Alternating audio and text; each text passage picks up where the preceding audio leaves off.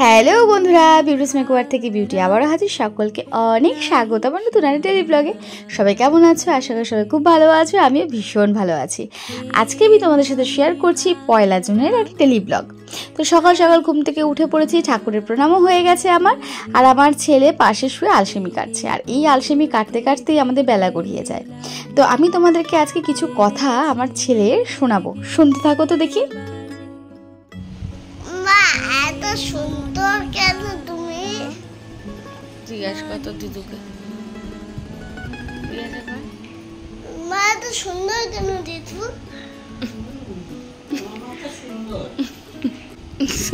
Good morning. Good morning. Hello বলো। Hello everyone. Hello everyone. Good morning. Good morning. তুই দরজা আটকে রেখেছিস কেন? দিদুকে যেতে দিবি না? তুই সবসময় দরজা আটকে দিস কেন? দিদির সাথে করতে ভালো লাগে তোর? বল দিদুকে একটু ছেড়ে দে, যা।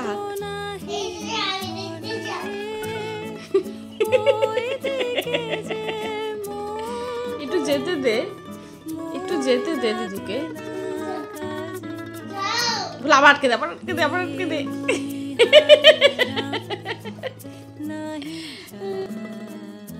দেখেছো কাণ্ড? সকাল সকাল শুরু হয়ে গেছে আমার মায়ের সাথে খুনসুটি। এই বাড়িতে আসলে ওর একমাত্র খুনসুটির পার্টনার হলো আমার মা। আসলে নাতনি বা নাতিদের সাথে দাদু দিদা ঠাকুমা দাদুর একটা আলাদাই সম্পর্ক, কি তাই না বলো? আর এখানে আমি বিছানাটা গুছিয়ে নিচ্ছি, বাসি বিছানা তুলে ফেলবো। তোমরা যারা পুরনো আমার ভিডিও দেখো বা ব্লগ দেখো তারা তো জানোই যে বাসি বিছানা থাকলে আমার বিরক্তি লাগে। আর যারা নতুন তারা আবার জেনে গেলে। তো যাই হোক, আমি বিছানা গোছাই, তারপরে ফ্রেশ হবো, দাঁত মাজবো, ছেলেকে খাওয়ানো, জল খাওয়ানো, অনেক কাজ। তারপর একটু বেরোবো একটা দরকারি কাজে। তবে চলো তোমরা দেখতে থাকো। আজকে ওয়েদারটা বেশ ভালো, মনোরম। রোদ নেই ঠিকই, কিন্তু গরমটা প্যাচপ্যাচে আছে, বাট তাতে কি, রোদ তো নেই। যাই হোক, আমি আর ছেলে এখানে দাঁত মাজছি। আমার ছেলে আরাম করে দাঁত ঘষে ঘষে ও মাজে। যাই হোক, মাজার থেকে পেস্ট খাই বেশি। ও মেয়ে, কি এত রোদ আসলো কোথা থেকে? দেখেছো কাণ্ড? যেই শুধু বললাম আরামপ্রদ একটা ওয়েদার, অমনি এত রোদ। কার ভাল লাগে তো সকাল সকাল এত রোদ? দুধ ভাল লাগে না। আর এখানে আমার ছেলে সকাল সকাল জল খেতে বসে পড়েছে খালি পেটে। আর বিছানার অবস্থা দেখছো? সকালবেলা উঠেই শুরু হয়ে গেছে ওর তাণ্ডব। যাই হোক, এখানে আমার মার ভেজানো মিষ্টি জলটা আমি খাবো, তারপর রেডি হব। চলো রেডি হতে থাকি। নাও রেডি হয়ে পরেছিলাম একটা ক্যাজুয়াল প্যান্ট, একটা টি শার্ট। আর এত রোদের তাপ যে সানগ্লাস না পরলেই চলে না। আর এখানে আমি, মা আর ছেলে তিনজন মিলে বেরিয়ে পড়েছি মহৎ কাজের উদ্দেশ্যে। যাই হোক, কাজটা সেরে আসি, কিন্তু রোদের তাপে আমাদের জেরবার অবস্থা। তো যাই, আগে কাজটা সেরে আসি, তারপরে বাদ বাকি কথা বলবো। যাই হোক, মহৎ কাজটা করে দোকানপাটে গিয়ে বাজার ঘাট করে বাড়ি ঢুকলাম। আর যখন বাড়িতে ঢুকছি তখন নিজেকে দেখতে পুরো শাকচুন্নির মতো লাগছে। ঘেমে নিয়ে কি একাকার অবস্থা, রোদে বাইরে নাজেহাল অবস্থা। স্কিনটাকে দেখো, পুরো শেষ। তো ভাবছি আজকে একটা স্কিন কেয়ার করবো। তোমার মন খারাপ? হ্যাঁ। তোমার সব বন্ধুদের একটু চশমাটা দেখিয়ে দাও তোমার। আহারে, আমার ভুতুর ফেভারিট চশমার সানগ্লাসটা ভেঙে গিয়েছে আজকে, তাই না বাবা? দুঃখ হচ্ছে? না না, ঠিক তো? ওকে, তোমাকে আমি পরে আরেকটা কিনে দেবো, ঠিক আছে?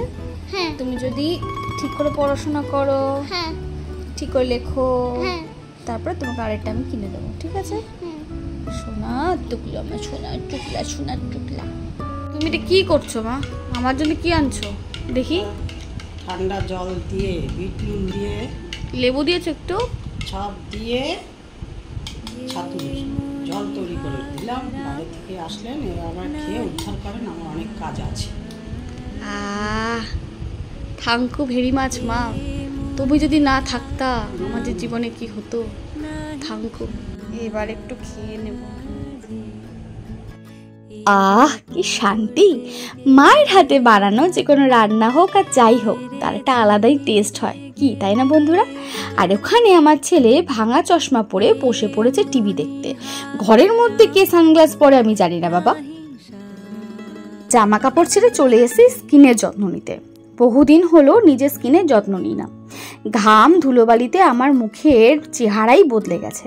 সাথে তো সূর্যিমা আমার একটা প্রখর তাপের একটা ব্যাপার আছে, মানে সানট্যান যাকে বলে। তোমরা তো সবাই জানো। আসলে আমি বাড়িতে বানানো যেসব রেমেডিগুলো হয় সেগুলোই ইউজ করি, সত্যি খুব ভালো উপকার পাওয়া যায়। তো প্রথমে আমি আমার স্কিনটাকে একটা ফেস ওয়াশ দিয়ে ভালো করে ধুয়ে ক্লিন করে নিলাম। তারপর আমি একটা পাত্রে নিয়ে নেব কফি পাউডার। যতটা কফি পাউডার নেব ঠিক সম পরিমাণ আমি নেব চিনি, দানাদার চিনি। তারপর তার মধ্যে মিশিয়ে নেব অ্যালোভেরা জেল। তারপর এই 3টে ইনগ্রিডিয়েন্টস আমি ভালো করে মিশিয়ে নেব। মিশিয়ে নিয়ে আমি আমার মুখে অ্যাপ্লাই করব, পারলে তোমরা পুরো শরীরেও অ্যাপ্লাই করতে পারো। আসলে এটা খুব ভালো একটা স্ক্রাবের কাজ করে আমাদের ফেসের জন্য এবং ফুল বডির জন্য।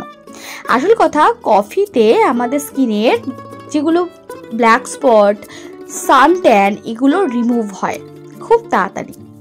আর চিনির যে পার্টিকেলসগুলো থাকে সেগুলো দানাদার হয় বলে আমাদের মুখের যেসব ডেড সেলগুলো থাকে, হোয়াইট হেডস, ব্ল্যাক হেডস, এগুলো খুব তাড়াতাড়ি রিমুভ করে দেয়।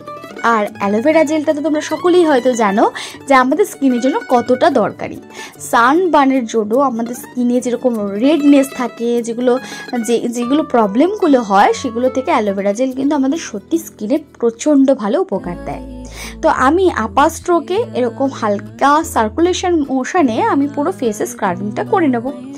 তারপর আমি ভালো করে মুখটা ধুয়ে নিয়ে তারপর আমি ফেস প্যাক লাগাবো। দেখেছো একটা ইউজেই আমার স্কিনটা কতটা পরিষ্কার হয়ে গিয়েছে। যাই হোক, এবার আমি একটা পাত্রে নেব অরেঞ্জ পিল পাউডার। তার মধ্যে নেব 1 চামচ হলুদ গুঁড়ো।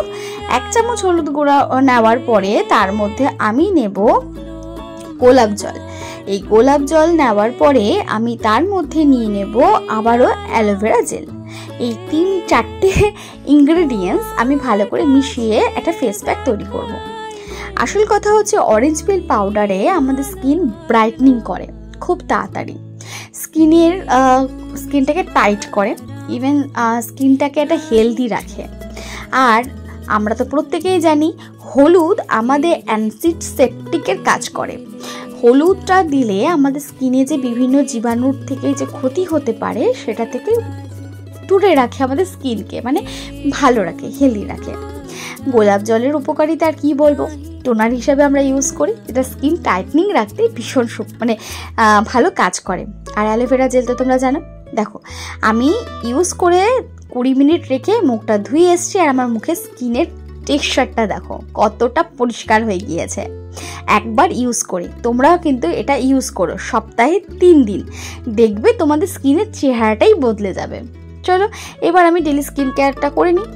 Toning, moisturising. আমি যে ময়শ্চারাইজারটা এখন ইউজ করছি সেটাতে না SPF 40 থাকে, প্লাস ওটা সিরাম বেস একটা ময়শ্চারাইজার, তাই আমি ওটাই ইউজ করছি। যাই হোক, আপার স্ট্রোকে এইভাবে তোমরা মাসাজ করে স্কিনে অ্যাপ্লাই করবে, তাতে তোমাদের স্কিন হেলদি থাকবে, স্কিনটা টান টান থাকবে। তো চলো আমি এগুলো অ্যাপ্লাই করে সিঁদুরটা পরে নিই আর তারপরে খেয়ে নিই। আসলে আজকে সকালই মা রান্নাবান্না করেছিল রুই মাছের ঝোল। আসলে এক তরকারিই করেছিল, আজকে বিশেষ কিছু করেনি, সময় পাইনি। তো চলো তোমরা দেখতে থাকো।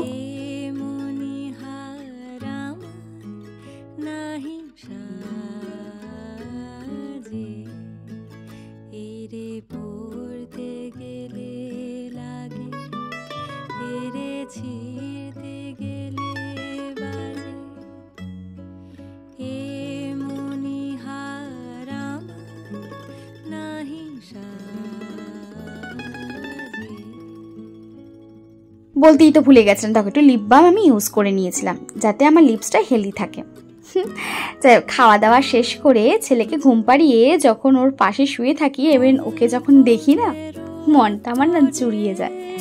আমার মতো কারা কারা আছে বলো যে ঘুমের মধ্যে বাচ্চাকে হাম্মি খাও? আমি কিন্তু খাই, আমার ছেলেকে অনেক খাবি, সবাই বারণ করা সত্ত্বেও কিন্তু আমি শুনি না। যাই হোক, সন্ধেবেলা ওর বাবার সাথে আদর বিনিময় চলছে এখানে। তারপর ওর বাবা বেরিয়ে যাবার সময় তো বায়না জুড়ে দিল হঠাৎ করে আমাকে একটু গাড়ি করে ঘুরিয়ে নিয়ে আসো।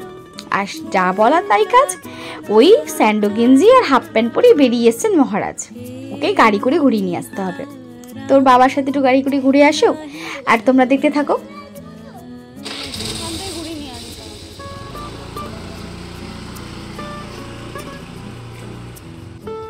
বাবার পক্ষীরাজে ঘুরে এসে ছেলে তো বেজায় খুশি, আর ওর খুশি দেখে আমরা দুজনে সত্যি খুশি হয়ে যাই। তোর বাবাকে টাটা বলে আমরা ঘরে ঢুকে আসলাম। আর আজকে এই পুরো ব্লগটা তোমাদের কেমন লাগলো অবশ্যই কিন্তু জানিও।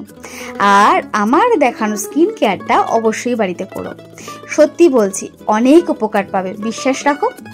আর তোমরা আমাকে যেইভাবে ভালোবাসা দিচ্ছ সেটা আমি কোথায় রাখবো সত্যিই বুঝতে পারি না।